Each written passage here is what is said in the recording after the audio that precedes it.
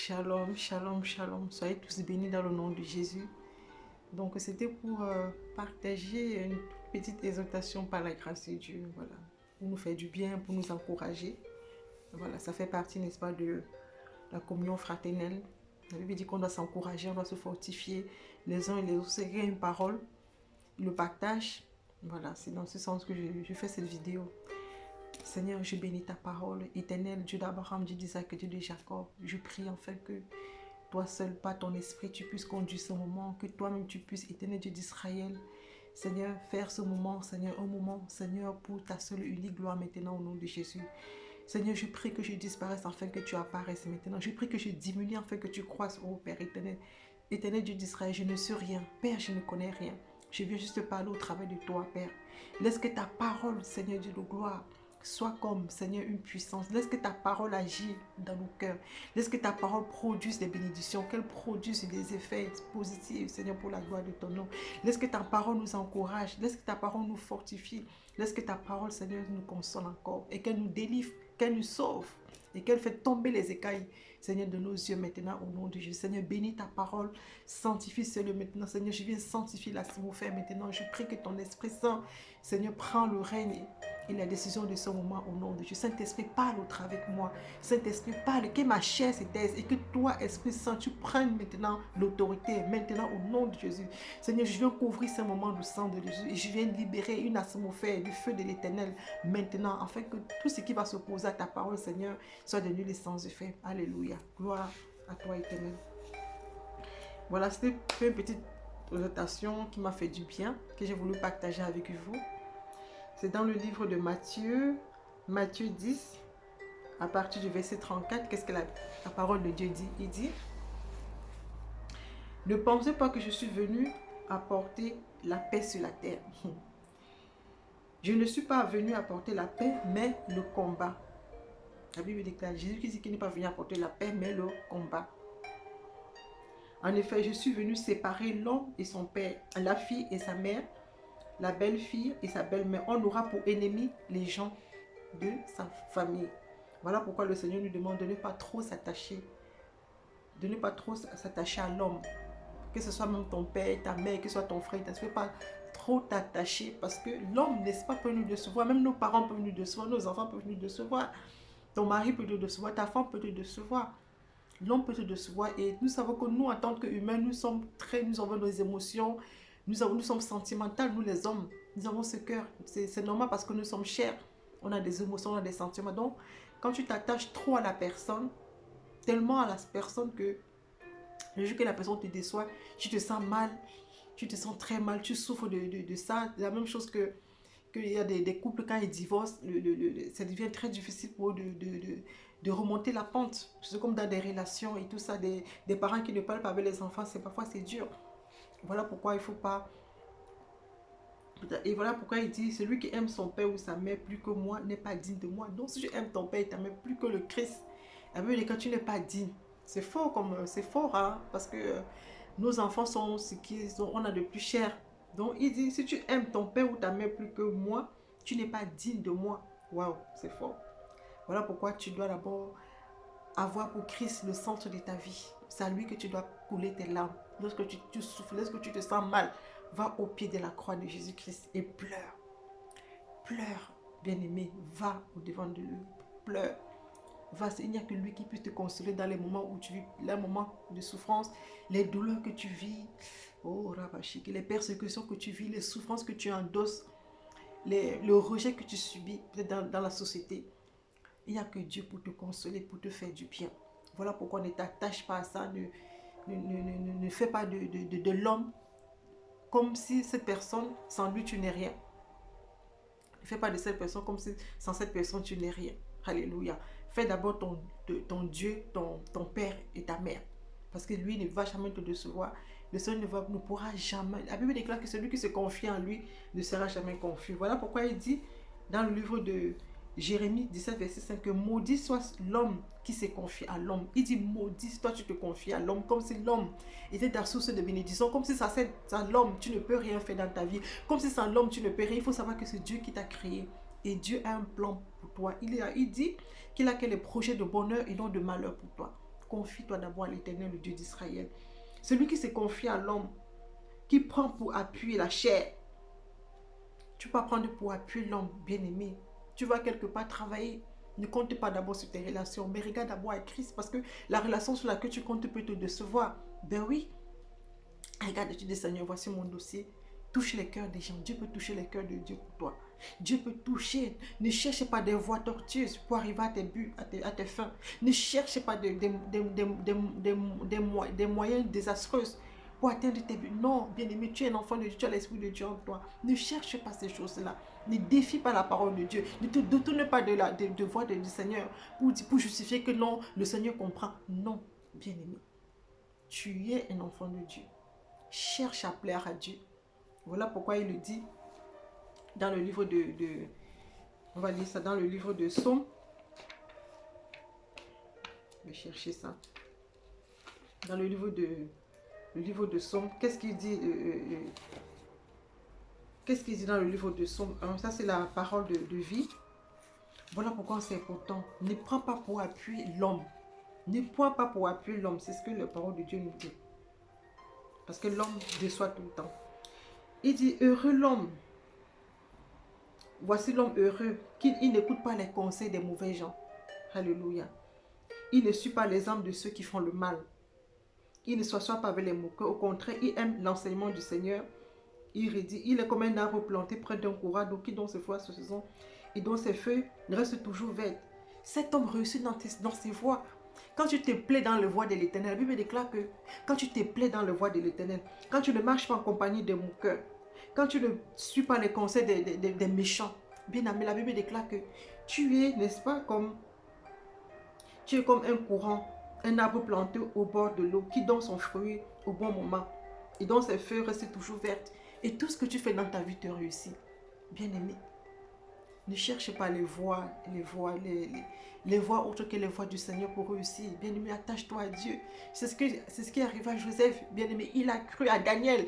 Daniel a refusé de se prosterner devant les dieux de Baal parce qu'il avait confiance. Il a dit non, je ne veux pas défier mon alliance. Je ne veux pas me détourner du Seigneur parce que je veux me prosterner devant des faux dieux. Non, bien aimé, il a pris pour appui le Seigneur. Et c'est tel doit être ton cas. Fais de l'Éternel tes délices. Il te donnera ce que ton cœur désire. C'est ce que la parole de Dieu nous dit. Alléluia. Tu dois t'accrocher à Christ, bien-aimé. C'est pas facile, mais tu dois t'accrocher tellement comme tu t'es jamais accroché. Tu dois serrer Christ là dans ton cœur. Tu dis, Seigneur, me voici devant ton trône. Pleure devant ce Dieu-là. Il est le Dieu qui entend nos prières. Il est le Dieu qui écoute nos prières. Alléluia. Il est le Dieu qui entend. Il dit que ses oreilles, sa main n'est pas courte pour nous sauver. Nous, ses oreilles trop dures pour nous entendre. Alléluia. Voilà pourquoi tu dois faire de l'Éternel ton rocher. Tu dois faire de l'Éternel ton refuge. Tu dois faire de l'Éternel, n'est-ce pas, ta source de bénédiction. L'Éternel doit être cette joie en qui tu trouves ta joie. Il n'y a qu'en ce Dieu que tu peux trouver ta joie. Il n'y a qu'en ce Dieu que tu peux trouver la paix, que tu peux trouver le succès, le bonheur. Le bonheur ne peut que te venir de Dieu. L'homme peut te donner, le bonheur de l'homme n'est qu'éphémère, bien aimé. La paix que l'homme te donne n'est qu'éphémère. Mais la paix que Dieu te donne surpasse toute intelligence. Alléluia. Il dit, Psaume 118, mieux vaut chercher un refuge en l'Éternel que de se confier à l'homme.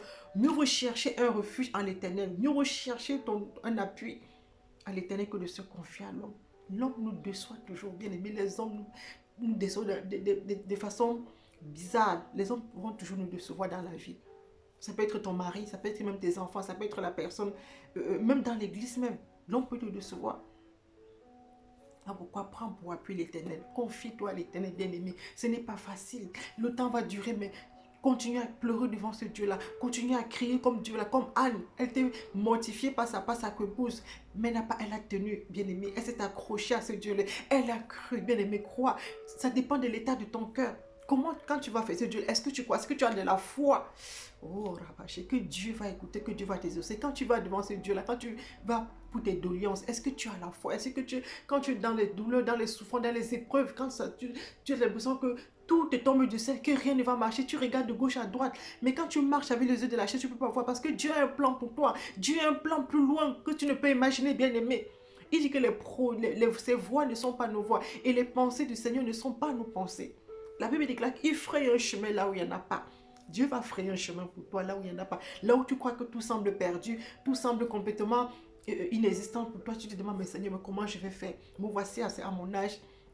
j'ai pas d'enfant, je suis mariée, j'ai pas d'enfant. Mais Seigneur, est-ce que... Non. Plus tu te poses les questions, plus tu te poses les questions, plus tu limites Dieu. En fait, tu es en train de raisonner avec ta chair. Ce qui peut arriver parce que nous sommes humains. Alléluia. Mais ne raisonne pas tout le temps comme ça. Il ne faut pas raisonner. C'est pas facile dans ce moment. Crois, bien aimé, il faut toujours croire et prier. La Bible dit ne priez sans cesse. Ne t'arrête jamais de prier, de croire à ce Dieu-là. Parce que Dieu est fidèle. Toi qui es mari, qui veut l'enfant, continue à espérer. Il a dit pour des stérités en Israël. Parce que Dieu, il est fidèle dans sa parole. S'il a dit pour des stérités en Israël, c'est qu'il n'y aura pas de stérilité dans ta vie. Crois à cette parole. La Bible déclare que la parole est comme une épée, un feu dévorant, une épée qui sépare corps et âme. La parole est une puissante. Accroche-toi à cette parole. Si Seigneur, tu as dit dans ta parole. Oh, accroche-toi à la parole de l'Éternel, le Dieu d'Israël. Alléluia. Il a dit, toi qui veux te marier, il a dit qu'il n'est pas bon que l'homme soit seul. Tu dis, Seigneur, me voici seul. Tu as dit qu'il n'est pas bon. Seigneur, ouvre la porte de mon mariage. Seigneur, fais-moi grâce d'entrer dans ma destinée maritale. Seigneur, je t'en supplie. C'est Dieu la solitude, me voici. Parfois, tu te regardes, ton âge passe. Tu as 40 ans, 45 ans, tu te dis, ah Seigneur. Là, je passe, tu te dis, ah Seigneur. Mais la Bible déclare que même à 40 ans, 50 ans, Dieu, la Bible déclare qu'il est le Dieu qui rajeunit comme l'air. Alléluia. Et les gens vont te voir 40 ans. Tu as 40 ans, les gens vont te voir comme une personne de 25 ans. Oui, il y a des personnes comme ça. Tu as 50 ans, les gens vont te voir comme une femme de 35 ans. Parce que l'Éternel est celui qui rajeunit. Plus tu es dans la présence de Dieu, plus la gloire de Dieu te rajeunit, bien-aimé. Et Dieu va susciter cet homme-là pour toi. Ne cherche pas, ne prends pas le premier venu comme ça qui vient. Tu ne pries même pas, tu ne cherches pas à savoir si cet homme-là est vraiment pour moi. Même si c'est un frère de l'église. La Bible déclare qu'il y a de faux frères dans l'église. Oui, il y a de faux frères, il y a de faux pasteurs aussi. Même si c'est un frère avec qui vous priez, cherche toujours la face du Seigneur. Est-ce que cet homme vraiment est pour moi? Est-ce que c'est dans ta volonté? Seigneur, montre-moi son cœur. Ne te fie pas à ce qu'il est. Il dit, ce n'est pas celui qui dit Seigneur, Seigneur, Seigneur qui aura dans le royaume des cieux. Non, il faut avoir le discernement. Alléluia. Je voulais encourager personne ici aujourd'hui pour dire que vraiment ne fais pas pour appuyer l'homme. Ton ami avec qui tu te confies, vous confiez des choses. Faut pas, on ne confie pas tout, bien aimé. Même à son mari, même à ton mari, on ne confie pas tout. Il y a des choses que tu dois apprendre à garder. Il y a des gens qui parlent beaucoup. Travaille ce côté-là. On ne se confie pas à tout le monde. On ne confie pas tout. Il y a des choses qu'il faut garder pour toi devant le Seigneur. Alléluia. À moins que vraiment l'Esprit de Dieu te pousse à parler, tu le parles. Donc je voulais vraiment encourager une personne aujourd'hui. Peut-être qui a été déçue par quelqu'un, qui a été déçue peut-être par ses parents, par son enfant, par une amie, peut-être même pas ton propre pasteur. N'en veux pas ton pasteur, c'est vrai, il t'a trahi, il t'a fait ceci, peut-être qu'il a abusé de toi et tout ça. Mais relève-toi. Toi qui as subi, je ne sais pas, peut-être qu'un viol, relève-toi. Dieu te demande de te relever. Dieu va lever tous ces souillures-là. Dieu va te fortifier, il va te purifier, il va lever toutes ces mauvaises semences. Dieu va enlever, il va te purifier, il va te donner une vie nouvelle. Il va te donner un corps nouveau. Alléluia. Ne regarde pas tes blessures passées. Ne regarde pas ce que tu as été, ce qu'on t'a fait dans le passé, les déceptions que tu as eues. Dieu te demande de te relever. Il dit avance, mon enfant. Relève-toi, je suis avec toi. Je te soutiens par ma main triomphante. Je ne te délaisserai jamais. Il dit, je ne t'abandonnerai jamais. Alléluia. Parce que nous sommes des enfants. Nous sommes les fils et les filles de Dieu Tout-Puissant, le Dieu d'Israël. Alléluia. Dieu te connaît. Il dit, je te connais. Invoque-moi, je te répondrai.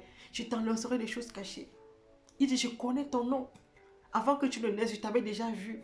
Mes yeux t'étaient déjà. Je connaissais les jours qui t'étaient destinés. Je te connais, dit Dieu, je te connais. Je connais ton cœur. Ne crois pas que je suis insensible à tes cris. Je ne suis pas insensible à ta douleur. Je ne suis pas insensible à ton problème. Dieu te le dit. Il a entendu les cris. La douleur du peuple d'Israël. Il dit, la douleur est montée jusqu'à mon cœur. Oh, Éternel.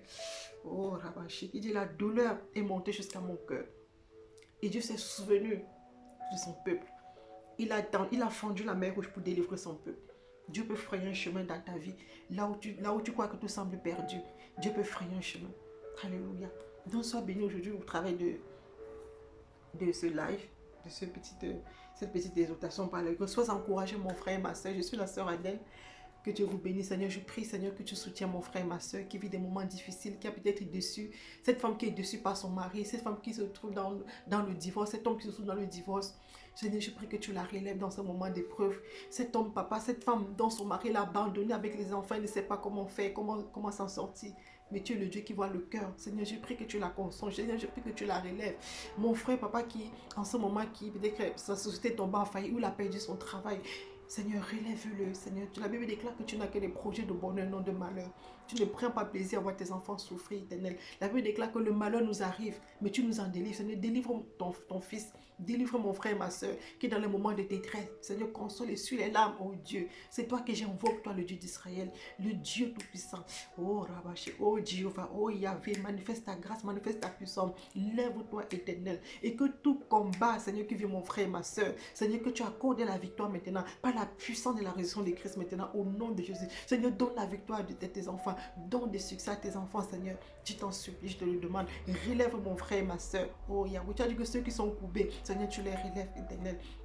Là où mon frère et ma soeur est tombé, Seigneur, relève-le pour ta gloire. Donne-nous, Seigneur, de nous fortifier en toi. Donne-nous de nous accrocher à toi. Donne-nous de prendre appui pour toi, Seigneur. Donne-nous de fixer d'abord nos regards sur toi. De regarder en toi le premier, celui-là qui ne déçoit jamais, éternel. Aide-nous de ne pas nous appuyer sur l'homme, comme si sans cet homme, nous ne pouvons rien faire. Mais de fixer nos regards sur toi, éternel. Merci de ce que tu bénis mon frère, tu bénis ma soeur. Tu la relèves, tu la consommes. Merci pour le miracle que tu opères dans la vie de mon frère et ma soeur, parce que tu es le Dieu de miracle. Alléluia. Sois béni, sois élevé, éternel. À toi soit l'honneur, la gloire, la louange. Au nom de Jésus-Christ, nous avons aussi prié. Amen. Amen. Que Dieu vous bénisse. Passez cette exhortation. J'espère que ça vous a fait du bien. Shalom, shalom, shalom, shalom, shalom, shalom.